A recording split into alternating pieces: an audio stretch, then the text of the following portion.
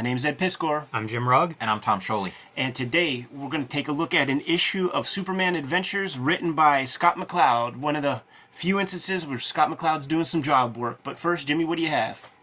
Join me on patreon.com/JimRugg, where you can download my out-of-print, hard-to-find zines and mini-comics, like this collection of ballpoint pen drawings.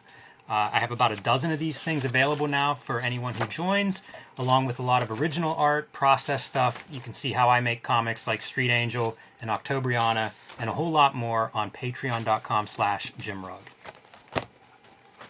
Here's Jack Kirby, The Epic Life of the King of Comics. It's the story of Jack Kirby's life. You see his childhood in the kid gangs. You see him in World War II. You see him, creating comics in the Golden Age, and then through the 50s and into the Marvel Age of the 60s.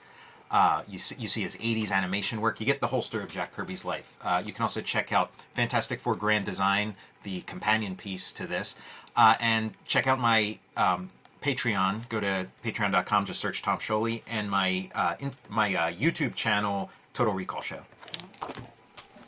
Red Room comics are in the wild. Let's take a look at these next to one another. Murder on the Dark Web for Fun and Profit is the name of the game in the Red Room universe. As of this recording, 2 issues of Red Room are out there in the wild. You can order and pre-order the comics by way of your local comic shop or the Fantagraphics website. If you want to read the comics ahead of time, hit up my Patreon, patreon.com/Ed Piskor. For $3, you can read the entire archive that I have up there. I put up new strips every Tuesday, well over 100 pages, and right now we're into serializing a 5th issue of Red Room. So get your hands on that. Superman Adventures, issue 3. Whenever we finish recording, over the weekend we talk and we come to a consensus on the next week's comics. Wasn't expecting a Superman Adventures comic to come down the pike, but very interested in reading Scott McCloud writing for somebody else. It begs many, many questions for me, man. I wonder if, because he ties the writing and drawing with so tightly with comics, what do those scripts look like? Did he draw this comic on some typing paper? Scott, let us know. He's been very good about getting back to us with that sort of intel.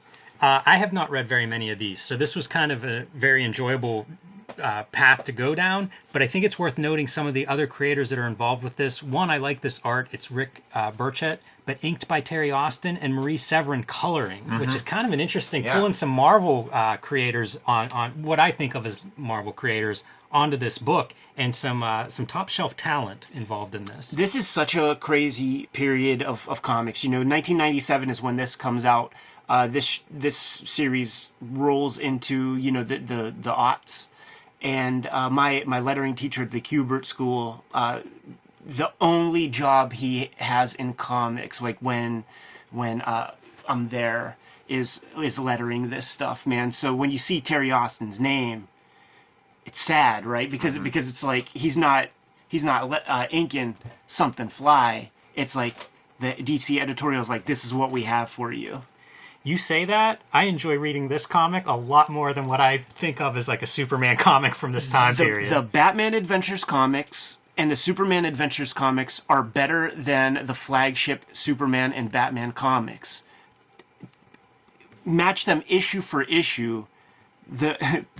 Whatever those guys are smoking, man, who make the regular monthly comics, they have too much self-importance. I don't know what their pathology is, but these episodic one-and-dones are perfect superhero comics as far as I'm concerned. Well, because like standard superhero comics of that time were so encumbered by the weight of their own history, where this is obviously intended for a different audience. This is intended for a more casual audience, somebody who watched the cartoon, great color, and wants to keep going. Tom, Marie Severin. I mean, come on, this is some people who have so many years under their belts and can do anything.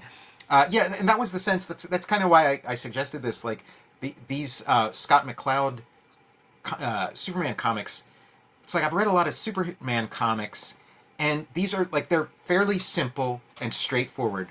They give you pretty much like everything you're looking for from a superhero comic. You have a little bit of human drama, some like larger sort of mythic, like myth making, and then you have like a cool action scene or two, a fight, and then wrapping it all up.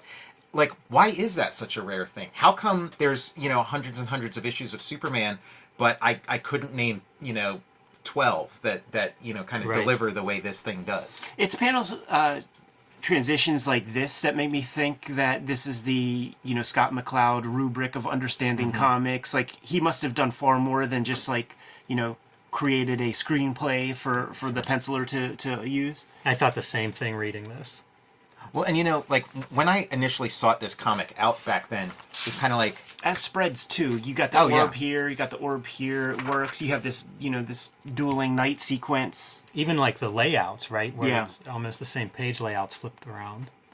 yeah, it like sets up the mythology of Superman in a really interesting way, and takes full advantage of the idea that Superman's like a relatively new character, that these like cartoon universes are like a reset. So he's still learning about his heritage, and that kind of formula got repeated a lot in sort of like the Marvel what was the Marvel universe, the sort of Ultimates. the Ultimates and things, and then in the movies and stuff, this idea that like, oh, there's you can like freshen up your characters with a reset. It's a nice take too.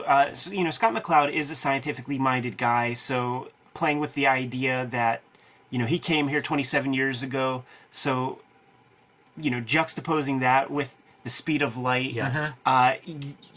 We still see the glimmer of Krypton Right. here on Earth, and pretty soon you're going to get to see the Big Bang. Like, that's a pretty cool little touch. That Yeah. in the at this point 50-year history of the character wasn't really. I think it's a explored. great concept. Yeah. And there are moments in here, when he's talking to that scientist and we see the planet like, blink out of existence or whatever, and the scientist is talking to him. And it felt to me like, man, what could you possibly say to somebody? It's like your entire world is, gone. Like you've just watched it blink out of existence. A great character piece. It's pretty good. That was never used. Right, yeah, and only works for Superman. And again, these ideas seem obvious, but yeah, nobody thought of them. This page, what we're seeing is, first, note the black cats. Whenever Clark gets into work, everybody starts noticing, hey, I passed the black cat, or I saw Yeah. a couple black cats on the way to work. So we're building up like, what is going on with black cats? Yeah, sets up a mystery, comes up with like an interesting hook for a character, Brainiac, who you've seen a million times, you're probably like bored to death with, and he finds like, kind of a cool angle on him. And it's like, Scott McCloud, it's like, okay, you're the guy, you're the comics expert. You're Mr. Know-It-All. You know how comics work. So it's like, oh, let's see all that know-how applied to this standard task that's in comics of writing like a normal superhero comic. He nails these characters really, really well too, because it's like when this starts to go, something's happening, and it's like Lois Lane turns, let's get down there and see what's happening. Superman beats her there, of course, but Yeah. you see like these characters reacting in a way that makes perfect sense for their characters, and everybody's moving. Great contrivance in terms of like an animated sequence or something. I do wonder, like, do these adapt? I guess it would have said adapted by Scott McCloud or something like. No, these are original stories, and they're sort of designed to be like sequels to like an episode that just aired. So like they introduce Brainiac in the like premiere episode of this, but this is a completely original story. Cool. This feels like an Easter egg. Foom, a title that was I associate with Marie Severin. Feels like McCloud, probably longtime comics fan, putting that in on purpose. Look at that! Look at that X-ray vision, dude. Great. I mean, you have to Super fun for the illustrator. design something there, man. That ain't easy. Yeah, we were just talking about the Mousers in Teenage Mutant Ninja Turtles #2. It reminds me there was like a pop artist that was doing those kinds of cross sections and skeletons of cartoon characters. Tweety Bird, and I remember. Man, geez, we were kids then. That's when we were first. might have hanging been out. around this time. Sure, yeah. Sly Stallone as Clark Kent right there. A little off model, not quite Bruce Timm. These character designs are very attractive. Yeah. Yeah, it seems like a winning thing that we see in a lot of these like better DC comics that we talk about is like just take some Marvel and stick it into DC, because like Brainiac's such a shitty character, but they were like, let's Marvel him up let's Kirby him up a little bit. Put a little Starlin into him. Ed, is this your lettering teacher that's lettering this? No, it'll come a little bit later. The lettering's very nice, especially the sound effects lettering. Yeah, it's just like there's a changing of the guard going on, and this is kind of like just like a classic comic at a time when like your standard comic doesn't look anything like this. Is it called a tangent when you have overlapping genitals and spread legs in a situation like this? Was Frederick Wortham right Wow. about the hidden gimmicks? Because that looks like ecstasy right there, man. Yeah, there's some stuff going on in that panel. That's a liquidy blam. If you just isolated this piece right here, I would think Don Simpson. Yeah, the lettering, I really like the sound effects lettering. It's pretty uniformly strong throughout. Very complimentary to the art style. Also, we got like flat colors. Which Yeah. was like kind of a rarity back in '97. Weren't too many people still doing that. Not at all. Pretty much relegated just to this sort of thing. Yeah. Interesting how, like, adventures meant animated across both platforms, man. There was the X-Men adventures, like Yeah, they, that is weird. They just agreed on that, non-verbally somehow, and we all understood it. Collusion. Just like how they own the tandem rights of superhero. Super Dash Hero.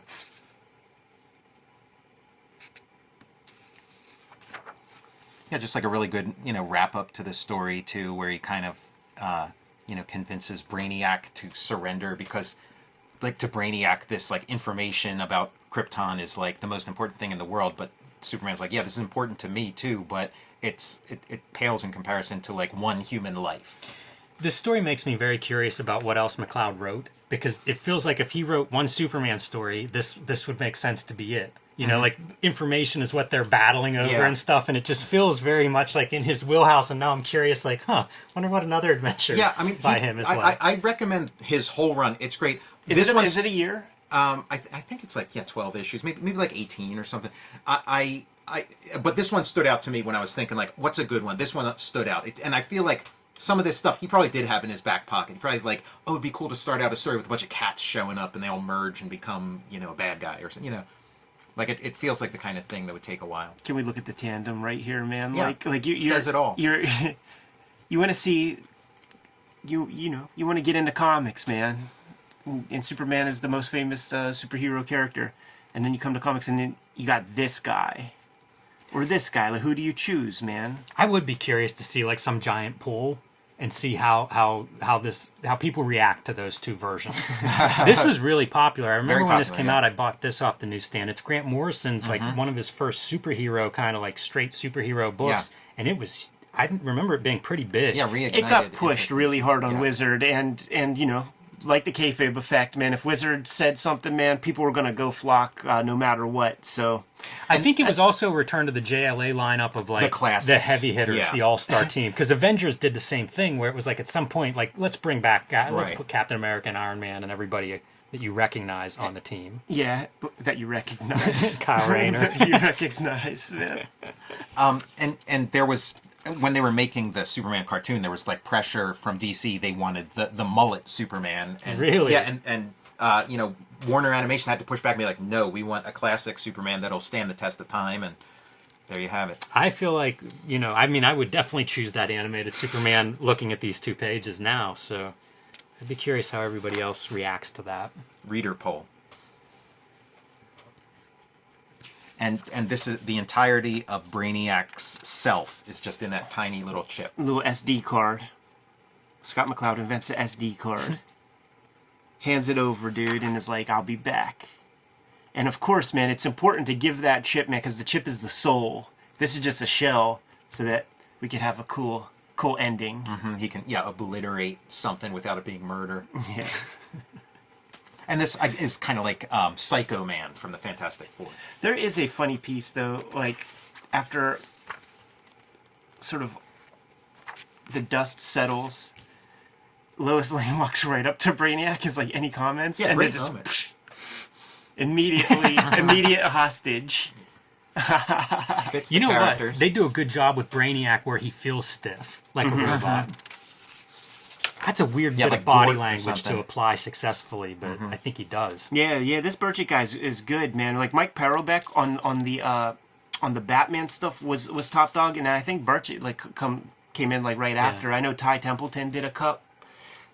in there. But these guys, they understood it, man. They were able to use that style to great effect on the comic page, man. The only sad thing would be, like, you know, they got their whatever their page rate was, man, and the people, you know, doing storyboards, like, throw these guys a storyboard job or two as well. You know what I'm saying, man? Because you know, one set of storyboards is probably what they would make on like 10 pages. Unions, all that good stuff, man. Anyhow. Yeah, just a really good wrap up after all the dust settles. This is that page I was talking about where we see Krypton, you know, blink out of existence in front of Superman, and it's like, geez. Yeah, the light finally caught up, and yeah, up until that point he could see his home planet, and now it's gone. That was a fun part with his superpowers too. Whenever they're looking at it early in the book, and he's like, "Can you see that without the telescope?" And he's like, "Yeah." It'd be kind of cool, like, if he was looking through a telescope, how much detail he could see. If he could see, like, oh, there's my mom and dad. There they are, putting me in the ship. Okay, the ship's taking off. You know what? That's in like the 12-issue maxi series that spins out of this. I should cut that out because some jobber's going to steal that. Sure, yeah. Unless, like, you know, back in the 50s, like Otto Binder or somebody, wrote that. Listen, you're right. Cut it. That's time stamped. Yeah. Let's keep it. Yeah. It's time stamped in here so that when one of those DC journeymen steal it, we have the date in stone. This was a fun read. I enjoyed this, and I would read more of these. Absolutely. Yeah, man. this is great. And then the Mark Millar issues are really good, too. Yeah, I'm kind of curious about those. Yeah, I grabbed the run. I'll send it your way, Jimmy. The ads here are great, too, just in terms of, like, a timestamp, just all the way through, like, that Superman thing and then Space Jam. It's so weird with Space Jam and, the new one's coming out now. Kayfabers, like, follow, subscribe to the YouTube channel, hit the bell. We'll notify you when new vids are available. Jimmy, what's out there? Join me on patreon.com/JimRugg, where you can download out-of-print zines and mini comics of mine. You can see a lot of original art, how I make Street Angel, Octobriana, and all the comics I do at patreon.com/JimRugg. Check out Jack Kirby, The Epic Life of the King of Comics. Fantastic 4 grand design. Check out my Patreon at patreon.com, search Tom Scholey, and my YouTube channel, Total Recall Show. Red Room Comics are in the wild. 2 issues on the stands as we speak. New issues come out every 4 weeks. Order and pre-order those comics through your comic shop or the Fantagraphics website. You could hit my link tree in the description below to get to the Fanta site to put in your orders. If you want to read the comics ahead of time, hit my Patreon, patreon.com/EdPiskor. $3 for the archive there, and we're into the 5th issue of serialization with new strips every Tuesday. Subscribe to the Cartoonist Kayfabe e-newsletter at the links below this video to keep up with everything we have going on and coming out. You can also find Cartoonist Kayfabe t-shirts and merchandise at the links below this video. Jimmy, give him one last set of merchant orders, man. We'll be on our way. Read more comics.